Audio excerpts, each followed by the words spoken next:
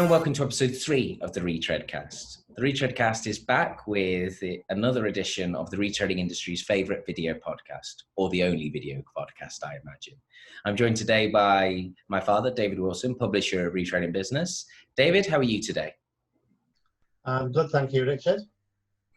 Very good. And the last 2 episodes, we've had 2 different episodes of the Retreadcast, one looking at the digital version and another one with two interviews with Leandra Rigon and David Stevens.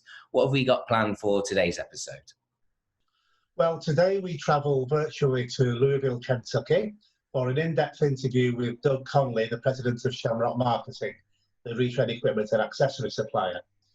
We also indulge ourselves with the first of a regular series of short pieces introducing some of the members of the retreading business team who perhaps aren't as visible in the marketplace as you or I. Today we are talking to our layout editor, Jeff Woodall. Brilliant. Yeah, I think I'm quite looking forward to that interview with Jeff. Obviously, as you said, myself and you were quite visible for Retreading Business, but it's always good to show like the different people we work with and the skills they bring to the table as well. But without any further ado, we've now got the interview with Doug Conley, the president of Shamrock Marketing Inc., coming up for you right now.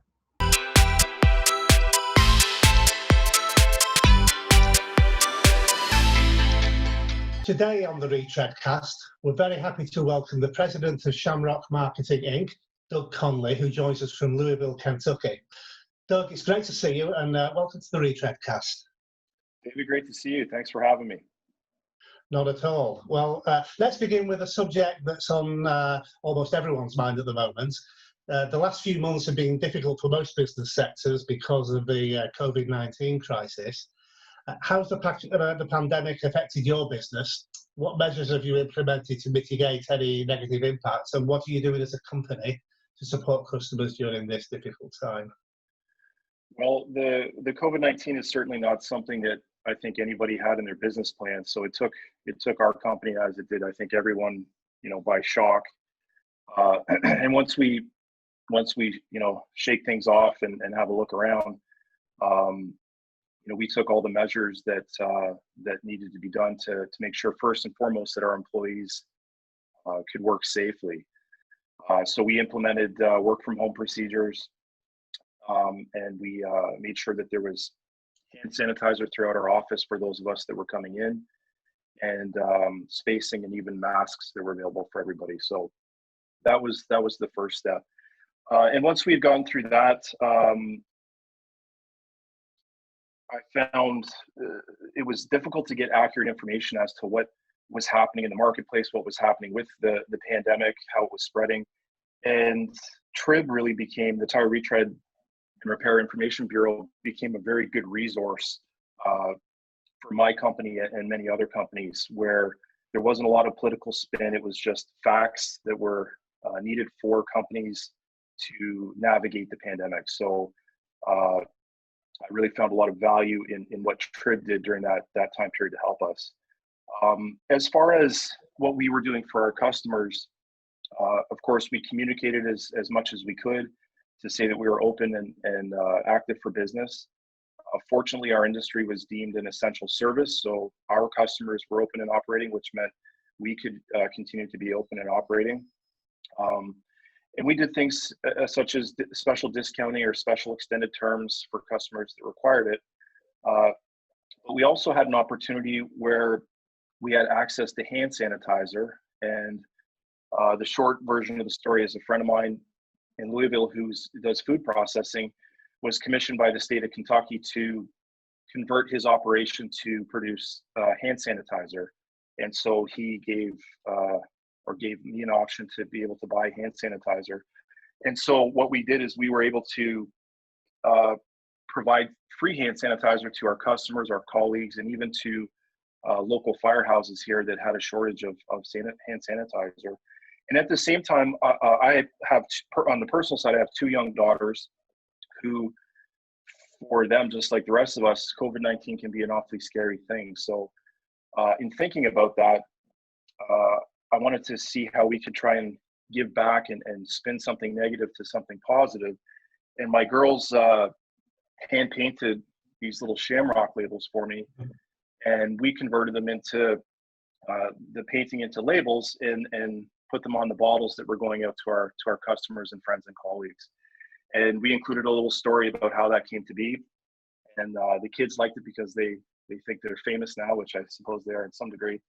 But it was a good way to give back and say thank you to the Retread community for continuing to be the front line, and a good way for us to be able to give something to folks that was hard for them to find during the pandemic. So those are the things that I think got us through it, or getting us through it, I should say. Yeah, absolutely fantastic. Well, Shamrock Marketing has a strong position as a supplier of retreading equipment, with close relationships with the likes of TRM and Akamakina in Turkey. How was the machinery market developing prior to the pandemic? How is it now, and how do you expect it to be in the near future and in the medium term? Do you foresee, for example, an explosion in the availability of second-hand equipment? Yeah, so I think that prior to the pandemic, there was a hunger in the marketplace for efficiency and technology. In my opinion, that's what we saw, and we'd had some success in the last couple of years, in particular, most recently in the OTR segment with our friends at TRM in Italy. We sold a very nice high technology cut, shred, and buffing machine to H&H Industries in Ohio, and that was prior to the pandemic. But when things start to open up, the delivery of that will happen hopefully in Q3 or early Q4 of this year. And there again, H&H was looking at how do they invest in the future and become more efficient, and TRM does a very good job of offering those types of solutions. Aside from that, another big project that we're excited about that's very technology based is in today's tire market for truck fleets. The fleets lack the data that tells them how much tread is remaining on their tires when they arrive at the retread plant. Mm-hmm. So some tires get pulled early and too much tread is left, and sometimes tires are pulled too late and not enough tread is left. And in either case, you're leaving money on the table. The trick is, in the traditional way of measuring a tire, you take a tread depth gauge and you take a random sample, and sometimes, most of the time, only one spot on the tire. You don't really know, what the data is on that tire.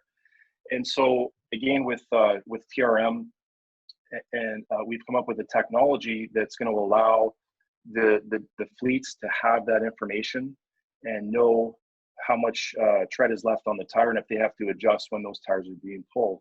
And we've teamed up with a big franchise retread group here in the US on an exclusive basis. And we've got prototypes in the field now, and we'll be launching that through the next 18 to 24 months. And it's a very exciting solution because there's been nothing like it prior to this in the marketplace. And it's going to drive differentiation for the group we're working with.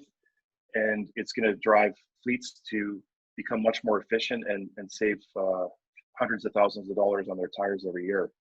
So those types of projects are new and exciting, and I think that's where the investments are for the future. As far as the traditional retread equipment market, I think it's been very tough for several years. The influx of cheap offshore tires from China coming into the U.S. market had hit the market very hard over the last 4 or 5 years. And so the pandemic, I think, sort of exasperates that. And directly to your question, yeah, there is a overflow of older used equipment in the marketplace, and probably a lot of that's going to end up as scrap steel or scrap metal. So. Okay, I note that you're relocating your equipment warehouse. Tell us something about that. Sure. So, well, it comes from a couple of things. So, on June 1st, my final business partner and one of the founding partners of Shamrock retired, and that I became the sole owner in Shamrock. And so, with that, there's a lot of changes and things that we're looking at to becoming more efficient and looking to the future and what is best for the company as a whole. And part of that is making a move. So we're moving to a new facility that should provide us with better logistics, quicker delivery to the local distribution hubs in Louisville, and make us overall more efficient as a company. Moving in the middle of the pandemic is has been challenging, and it's obviously ticked the stress level up a little bit higher on top of everything else. But I think coming out the backside of it, which we will be on the beginning of July, will be a big relief, and we get focused back on the main business. In the meantime, it does prevent a buying opportunity for anybody that's in the market for some of the equipment we have in our warehouse, because we'd rather put it on a container or a trailer and ship it to a customer than ship it 10 minutes down the road to our new facility. So we have been advertising moving cell. We do have some equipment left. It's been picked through pretty well, and fortunately we've been able to sell quite a bit of it, but we do have a little bit left. In fact, Friday we're sending out another mailer with what's remaining. So hopefully we get it sold. Absolutely. You were recently appointed as a distributor for Vulcan Vulcap. How's that working out? It's been, we finalized the deal with Vulcan just in February during the OTR conference here in the US, in California.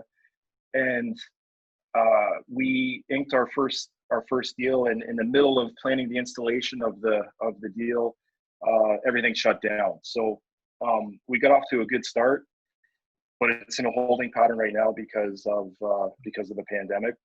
But Gilles Wadi and his folks are great people, and I think he's got a very nice product portfolio, and the Vulcan brand has a good name, and he's done a good job revitalizing it and bringing it back top of mind to people. So we're excited to be part of that, and we have a positive outlook as to being part of that growth. So as I say, it's our first deal, and in the middle of planning the installation of the deal, everything shut down. So we got off to a good start, but it's in a holding pattern right now because of the pandemic.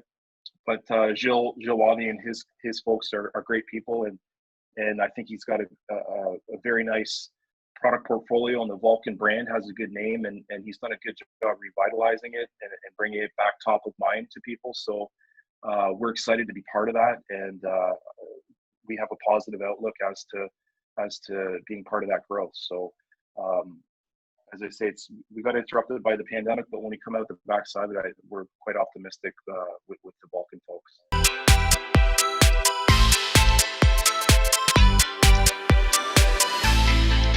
And now we're going to talk a little bit about Retreading business and our team that works behind the scenes.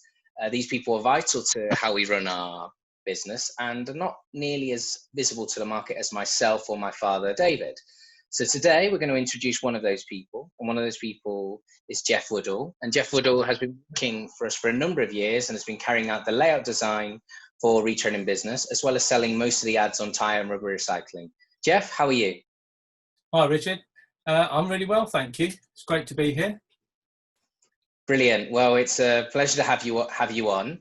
Obviously, you've been working with us for quite a while now, and more so with my father for a long period of time. So could you tell us a little bit about how you started working together?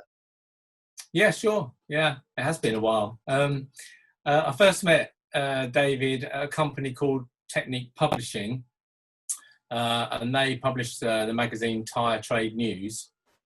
This was in the 90s. We worked together from, I think, 1993 to 1996. When David was the editor of Tyre Trade News. I was the advertising manager, responsible for advert sales and also the layout design of the magazine, etc. And I was also involved in the forerunner to Retreading business, which was an annual review of the retreading industry called the European Retreading Review, which was published in 1996. Yeah, so we go back a long way. Definitely, yeah. I remember my dad saying that after that work, that original work started, that you lost contact a bit after working with Tyre Trade News. So how did you two manage to get back in touch and restart like a business relationship? Yeah, that's right. I left. I think it was around about 2008. I left Tyre Trade News, and we lost contact. And then around about 2008, we ran into each other by chance at Michelin's head office in Watford at that time. My wife worked for Michelin, and I was just there to pick her up. And out walked David as I walked in. So it was just a chance meeting, really. And we had a good old chat. And at that time, David needed someone to carry out the design and layout of Retreading business. So he offered me the work. And I've been working with him ever since. So it's worked out really well. Yeah, you know, when you start talking about the years gone by, you realise how long ago it was. It's crazy, you know. It's 12 years ago now already. So time does fly. Definitely, yeah. And I say I won't let people do the maths about the first time you met of how old I would have been, but I'll just leave it. I'll just leave it with that for that one. But going on, obviously, you don't just write. Sorry, you don't just work for us and do the layout for our magazines. One of your big passions is music, and obviously you've been working in that for a while. Indeed, one of the link pieces of music for our Retreadcast is from yourself. And Green Space is composed and played by you. So could you tell our viewers a little bit about your music and your passion for that? Yeah, sure. And also don't bore everyone too much. I've always been into music in a big way. And after a long time ago at school, scoring high marks in a school tone test, it was recommended I took up a musical instrument. So I took up the drums, which some people would find quite amusing. But I was into all kinds of music, all different kinds of instruments, and I went through guitars and keyboards, etc. And I eventually moved into writing chill out and relaxation music, which is just where my comfort zone was. So I started to sell tracks online through iTunes and produce a few amateur videos to accompany them, you know. This is when videos were first coming out on YouTube, so they weren't great quality. And then I moved into the world of production music after a fellow composer got in touch with me online, and he wanted to work with me, which was quite flattering.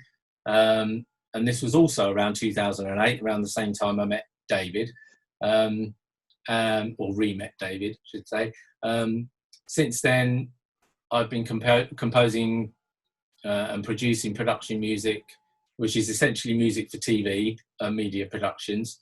I probably have over 1,600 tracks with various production libraries around the world now, so which is also mind-boggling. How I can't believe I've written that many tracks, but there you go. I've had a great deal of success with usages on TV, so I'm really chuffed with that. I've had sort of usage on BBC's Panorama, The One Show, Country File, and those sort of programs. You know, I've been really fortunate. I was nominated for a Production Music Award in the USA in 2018 when I was involved with a track which was used as the promo for Denver Nuggets basketball team. Oh wow, yeah. That was amazing, really, really good. Didn't win it, but I don't care. I was nominated. That was good enough for me.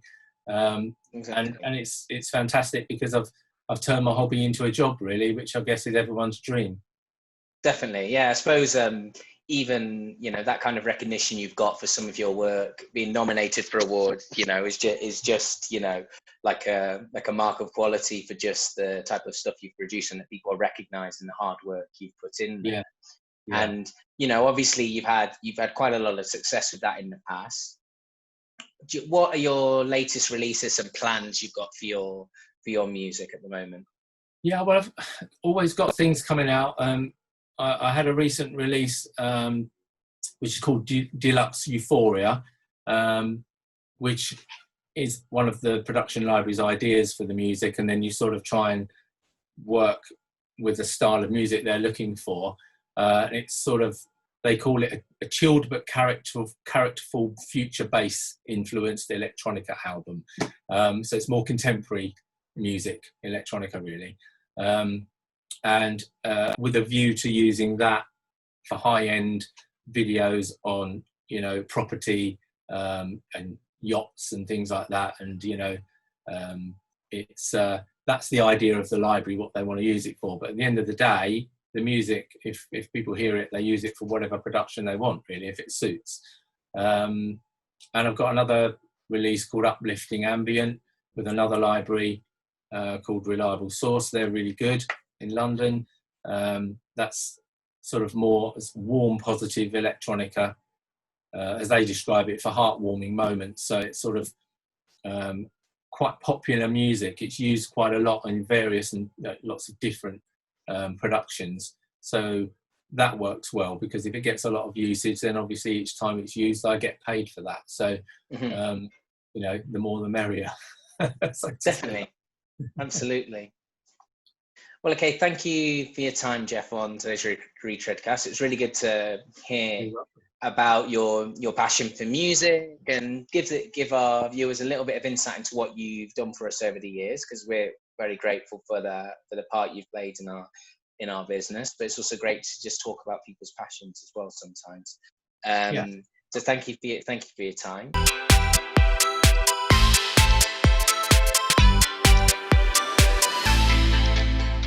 Moving on, we paused at the halfway point of our interview with Doug Conley, the president of Shamrock Marketing. And now we have part 2 coming up for you right now.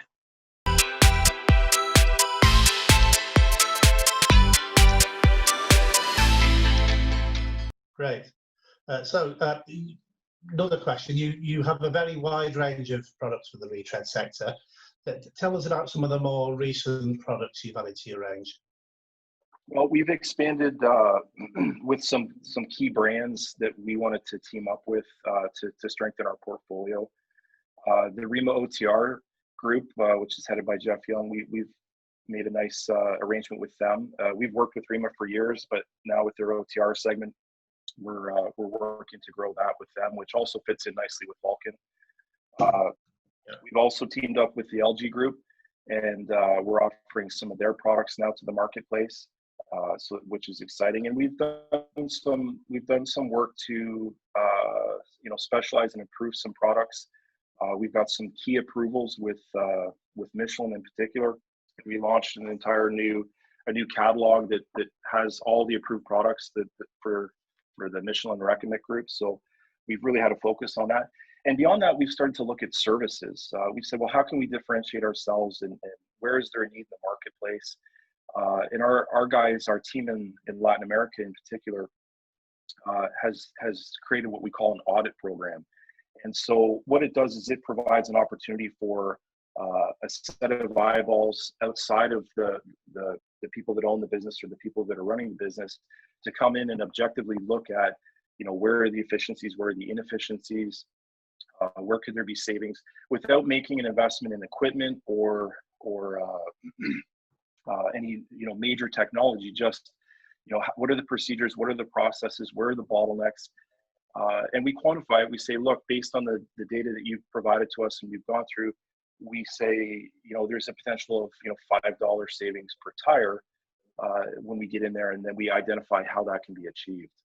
So that's exciting. We've got that under contract with 2 clients now, again interrupted by the pandemic, but once the pandemic loosens up, our guys will be in there and we'll grow that side of the business, which is exciting. And then we've launched an expandable rim refurbishing program.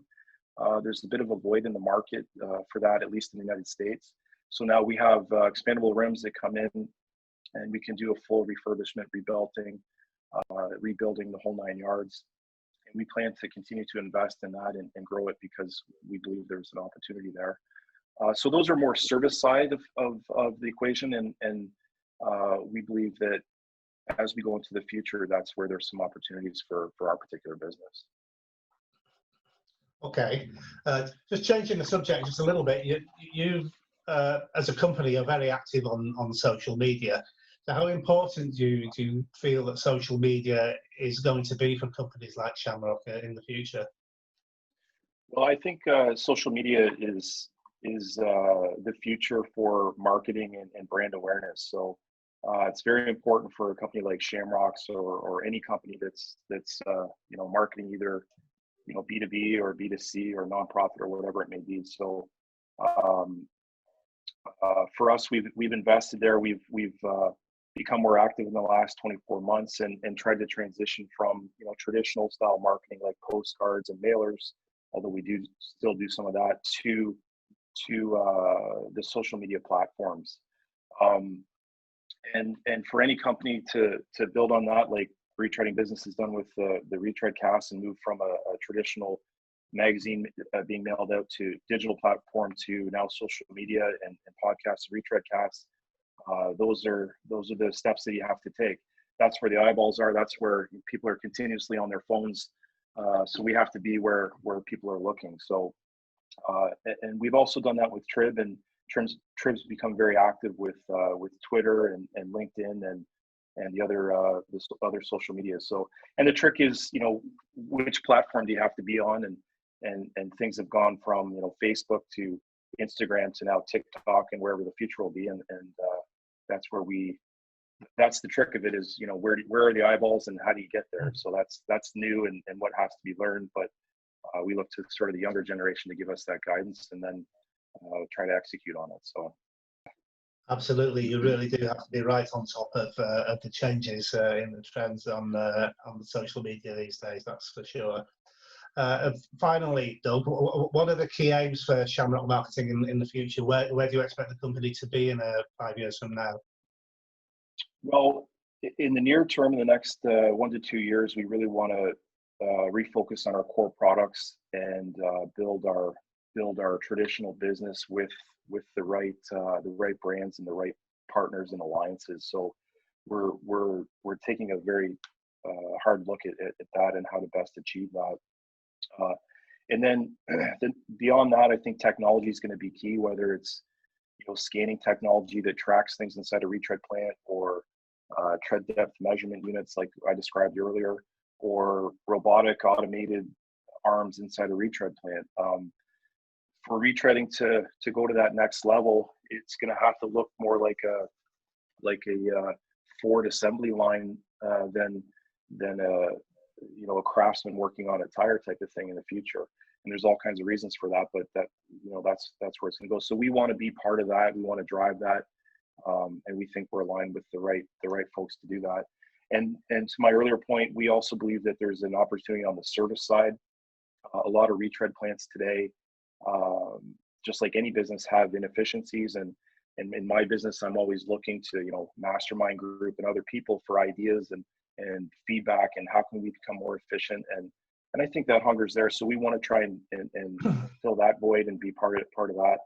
And in the 5-year term, we also have to look to diversify a little bit, but that has to be the right opportunity and probably something that touches our existing industry. But that's how we see I see the next 5 years for Shamrock. Doug, it's been a pleasure talking to you. Many thanks for joining us. We appreciate your input, and we look forward to welcoming you back on the Retreadcast soon.